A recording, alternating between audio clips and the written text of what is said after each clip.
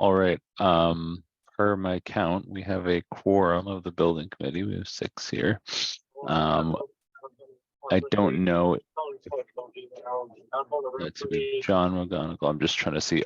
Neil, is Scott going to do the presentation for CMS? Should we hold for him for a minute? Yes, please. Okay. So we'll hold a minute before we formally start for Scott to jump on. All right.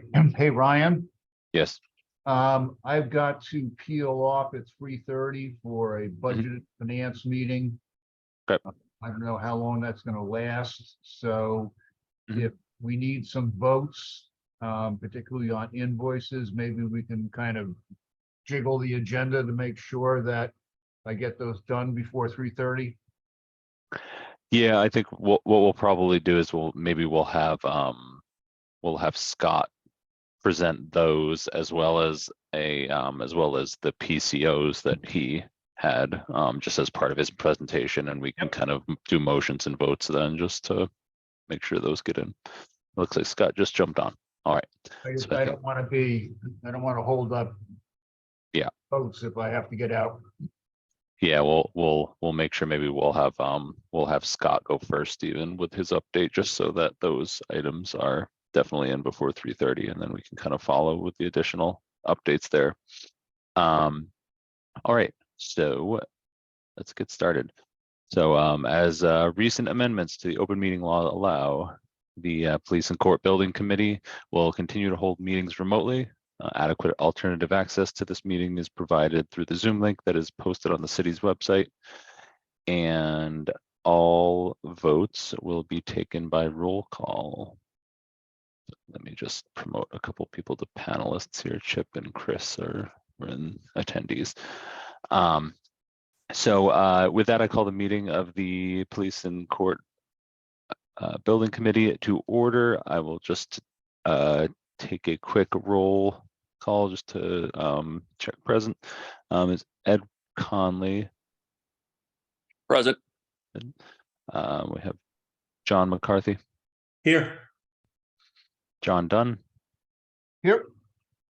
I think if I'm correct, is Drew, are you standing in as representative for Mike Hale? I am, yeah. Okay. Ryan Knowles present. Joe Fitzgerald. Present. Joseph Balbo. Present. Heidi Fiallo. Present. And Sean Bushy. Present. And that's the committee. We also have Christopher McQuaid, who is a non-voting member representing the court. Neil Joyce and Scott Lepker from CMS. We have John McGonigal from WT Rich, and I think we had tried to promote him, and we also have Chip Highcamp and Brad Dorr from Dorr and Whittier. Welcome all. All right, so for the agenda, the first portion is the review and approval of minutes. We do not have minutes yet. CMS is actually going to work on those, so I think that they are going to take them going forward so that we can have those on a faster interval. And then I think that Chief Conley had been taking them on the previous meetings. So Chief, if you want to pass those along to CMS, we can potentially review and approve those in a lump all for the next meeting so that we can maintain. So I don't want to get too far behind with those. So we will move on from that item and move straight on to the second item, which is a presentation and discussion regarding the current state of the project, anticipated next steps, and impact on the building committee. We have representatives from Dorr and Whittier, WT Rich, and CMS. We're going to just, as discussed briefly at the beginning, we're going to move the CMS portion first and start with Scott. And as part of that, we will have him present the requisition set for this week for our approval, for our vote for approval. That was something that you had access to. There were also some PCOs, so it was a change order that he's also will go over, and we will vote on that separately. That came kind of late, and I've requested just in the future that that's submitted in time so that we can actually review it. But he will present those, and we should feel free to ask any questions that you might have. All right, thanks, Ryan. If you want to let me share my screen, if you're able to do that. I know everybody Yeah. might have these documents, but I'll just pull them up. Yeah. And the first thing I'll present is the payment recommendation letter with the 3 invoices for this month, which is right, sorry. Here. I believe should be it. Y'all see that? So we have an invoice from Doran Whittier for this month for $23,566.17. We have a requisition application number 2 for $201,181 even, and we have a bill from CMS for $24,000 even. The amount total for this month that we're asking for approval for is $248,747.17. Scott, can you just give us some context about maybe just that as compared to the full budget, just so we have a Sure, little bit of context? sure. Stand at the moment. Actually, if you, I can pull up the budget. We're, hold on one second here. Let me come back to here and to new share. How do I do this? Stop share, hold on one sec. And I can just pull up the budget. Budget's right here. All right, so this is our monthly budget update. See if I can zoom in a little bit. Can you see that okay? So it's pretty small here, but there we go.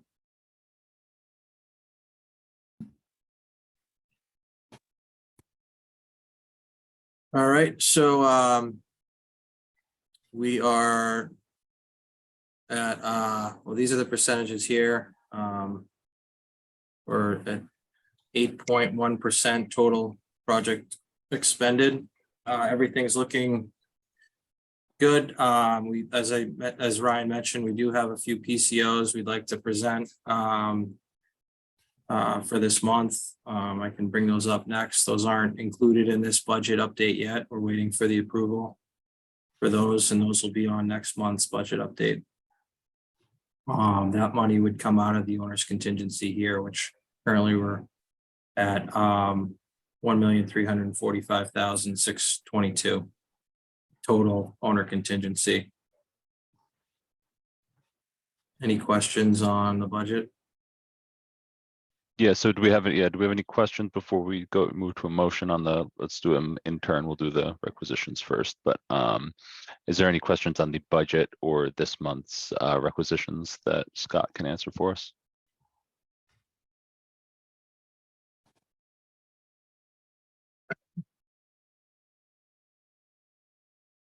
Yeah, just one quick question. Hey, Scott, is the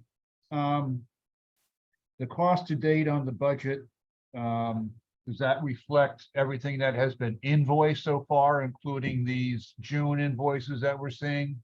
Yes. Okay, very good. Thank you. Yep.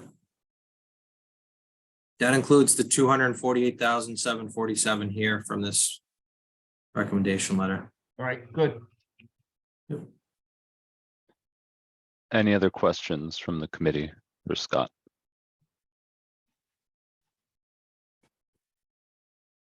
All right, seeing none, is there a motion to approve the payment requisitions for June? So moved. Got a motion from John McCarthy. Is there a second? Second. All right, is there any discussion before we move to a vote? All right, seeing none, we'll take a roll call vote. Ed Conley, Yes. John McCarthy, Yes. John Dunn, Yes, Michael Hale, who's being represented by Drew White, Yes. Ryan Knowles, yes. Joe Fitzgerald, Yes. Joseph Balbo, Yes. Heidi Fiallo, Yes. Sean Bushy. Yes. The motion passes 9 in favor, 0 opposed. Move on to the next item then. Scott, if you want to, yeah, we'll move to the PCOs next. Okay, I just pulled up the first one here. So we have two PCOs to present, and they're related to the basically the glazing and the metal windows, the storefront and curtain wall systems. There, we found that there was a design omission in the documents. Essentially, what happened is that the Dorn Whittier specified an impact rated glazing. And when we were going through the submittal process, we found out that the frames that were associated with the glazing did not meet the same requirements, and we weren't able to get a complete system, like impact rated system. So we going through an exercise with the glazing contractor. There is an upcharge in the framing, as well as the slight upgrade to the glazing as well, just to work with the whole, to make it a whole system. So right now we're presenting the material cost only. We're holding on the labor for now as we're continuing to negotiate and review the labor upcharge. So the first one is PCO number 4R2. This is associated with the curtain wall storefront metal window framing revisions, and that cost is $14,380 upcharge. The second one is PCO 14, and this is part of the metal windows. In this particular excuse me, material cost is $38,978. So the total combined, I believe, was $53,358. Are there any, if there's any questions related to that, I can either answer them or potentially Chip or John could give you some more information on that. Do we have any questions from the committee for Scott, Chip, or John regarding these two change orders? I just have a question. So when you say upcharge, does that mean this is expenses that weren't considered in the budget and it will be above and beyond the budget, or just trying to figure out how this all works? We would take it out of contingency. This would be, it's not under the CM contingency. It would come out of the owner's contingency. It's called an omission. That's something that was not completely clear in the documents. So we sort of owned kind of half of the system. And if the drawings were a little bit more clear, we would have paid for it one way or the other. We're just making sure. We think that the material cost is okay, but we're not sure about the labor cost increase right now. So we're still trying to vet that out and make sure that, you know, we're paying, Yeah, and just what we should be paying. just to add to that a little bit, it's taken us a little while to unwind all of this when it came through. And there are elements that are pretty complex. You know, we're not happy about it that you guys are having to right out of the gate have this change order, but part of it is driven, as Scott saying, by having the entire system, the glazing piece as well as the frames work together. And part of that is an omission part.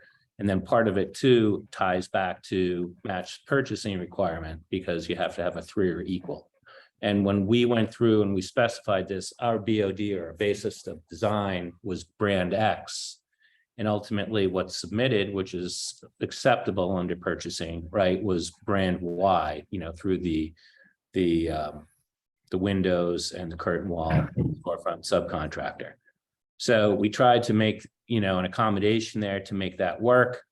But, you know, as much as we tried to peel that onion, we weren't able to completely get inside to, you know, convince ourselves that that they didn't have some justification that we would win if ultimately it came to a claim type situation. So based on schedule, we feel that it's in the best interest of the project to be able to release this, because this is one of the critical path pacing items. And then, as Scott said, we're going to continue to work through the labor and install portion of this to, try and optimize that. So, it's definitely not perfect, but it's also a fairly complex thing, tied in between a number of different elements that drives the change. I think I saw before we go to Heidi, I think I saw John McCarthy had a question as well. I want to give him opportunity. Thank you, Ryan. First part of the question, was this caught before anything was audited or in production? And I think I was just explained that there is not going to be a claim pursued, and I see why they don't want to do this. But if this was something larger, are there errors and omissions insurance policies in place for this type of thing? Well, so that's a multi-part question. So the first part is no, it hasn't gone into production, right? So we're catching it prior to production, which is, is good, right? They flagged it and, we responded as part of the submittal process, right? With respect to E&O insurance, so kind of, the first landing, kind of the first train station stop rather, is, that it would come out of owner's contingency. And then, ultimately the way, and we always have the discussion, as you start to get into changes in a job, because changes is always going to be inevitable, is that, this is included as this would come through as what's called a betterment. So as Scott intimated, right, one way or another, we would have had to go ahead and pay for this. If we had specified it, the way that we approve it, are approving it here through this PCO in the submittal process, right? And we had specified that originally, the cost would have been higher originally. You always, as the owner, have an opportunity to pursue some type of claim at any point in the job. But typically, right, what we say is it's based on, some type of material industry standard. And we're pretty early in the job to kind of go and say, should we be pursuing a claim? But that's ultimately up to you. Your OPM can give you some guidance on that. But, our E&O insurance would only come into play, right, if ultimately at the end of the job, kind of some type of claim were pursued by the city against us. And then we would have, that discussion. Thank you. Heidi. I was just wondering if someone could refresh my memory as to where those windows would go. Is that the rest of the windows aside from the ballistic ones for our roll call room? Correct. These are all exterior windows, storefronts, and curtain walls. And what's driving this and what's a little different for this location is its location to the shore and its distance from the coast. So, and the type of building it is takes on a little different building design, which is why, you'll have this issue here where you may not, have the same issue at SFL or even veterans. Thank you. Any other questions for Scott, Brad, Chip, John from the building committee?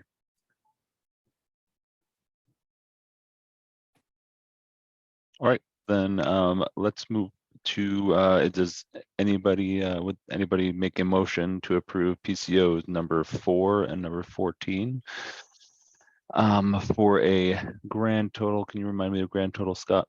Yeah, it was 53,358. No, $53,358. Right, so moved, with the request that, the information I had in my packet was a bit different than what we're looking at here. So I have letters from W.T. Rich dated June 22nd. So I've got this one, but I have a different one for the other. So I guess I'm missing the, yes, the one dated June 30. PCO number 14. So anyway, that was long-winded. I moved the requests, the PCOs. We have a second. Second. Sorry, who seconded? I didn't see who that was.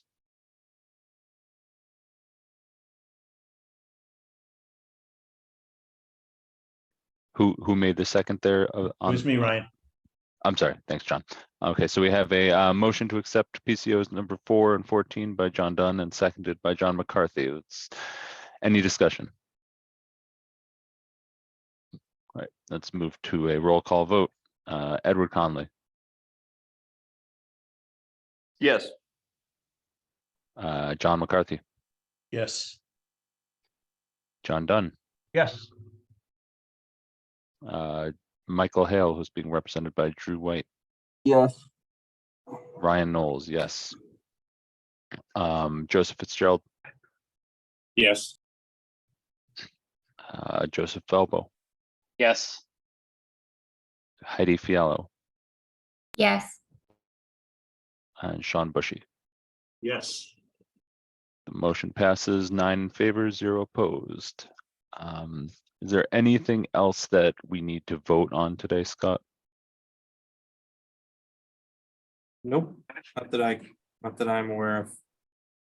So that was, I just wanted to make sure we got all that in, but Yep. prior to John Dunn needing to leave at 3:30. So can actually loop back. I think that it'd be good for either if I don't know if Doran Whittier folks want to go first, or John McGonigal from WT Rich, just to give the committee an update on where things stand as far as the building project. Yeah, I'm happy to give an update on the architectural side. I would turn my camera on, but then my computer would freeze, so I apologize for that. But we are still working with obviously all parties to get through a lot of the CA paperwork. It's been a heavy push. We brought on some extra manpower last month to kind of move submittals, RFIs, and keep these guys rolling. They gave us a lot of stuff, and I think we returned a lot of stuff, which was good to see. There's some good synergy there. We've also been, and John will speak to it more, a lot of the building coordination, the BIM process. They've been working on that in their, with their team. A lot of questions come out of that, so that helps us kind of manage that process as well. So we get, we got to make some adjustments on the fly, but that has been ongoing as well. That's the bulk of what we've been working on right now. Starting to get, let John speak to maybe more of the construction components that are in the works right now, and where we are, where we've been, and where we're going. Sure, yeah, thanks, Chip. So we're finishing up, the phase 1 of the project, which is setting up the temporary dispatch. Majority of our contractual work has been completed. We just have the HVAC subcontractor here tying in their basically their AC unit for the temp dispatch. And then we'll get the area cleaned. We're moving out. We have our trailer on site, temp fences going in. If anyone's driven by the backside of the police station, you'll see all the posts in today. So that's ongoing. And then we'll move down. Jim Buchanan from CMS is actually going to occupy the courtroom, and then GPD will make their move up to the 2nd floor, and we'll kind of be full steam ahead on demo and abatement down on level 0 and level 1. We have some temp partitions to install to separate our area from the construction area. But come August 1st, last week of July, we'll really be hitting the ground running here, and we'll start seeing some full-on construction. See a lot of guys on site, which will be really nice to get into it. It's been a long time coming for this project, so we're at the exciting part where we're about to get going. And I think a lot of the stuff that Doran Whittier and Debbie Trich have kind of worked on in this early phase will help us, hit the ground running and really make a mark on this project. And hopefully everyone sees the progress.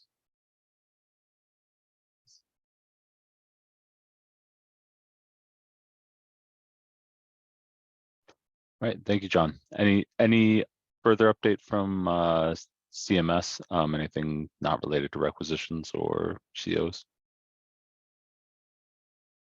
Nope, think that's it. All right, is there any questions from the committee regarding the progress of the construction, about what is coming next, or where certain pieces stand? I'm sure that any of us would be glad to answer that if we had any.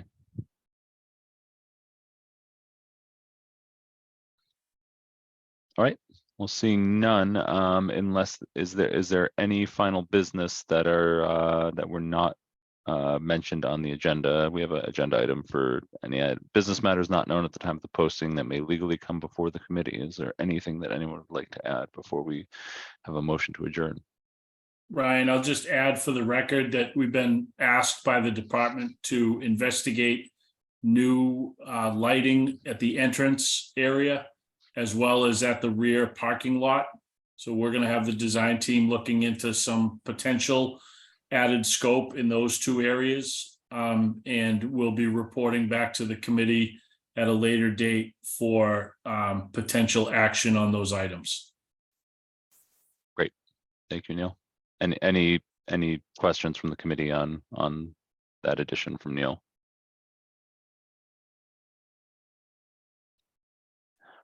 All right, with that being said, do we have a motion to adjourn our meeting today? I'd like to make a motion to adjourn the meeting. We have a motion from Heidi Fiallo. Do we have a second? I'll second it. Seconded by Ed Conley. Take a roll call vote. Ed Conley, Yes.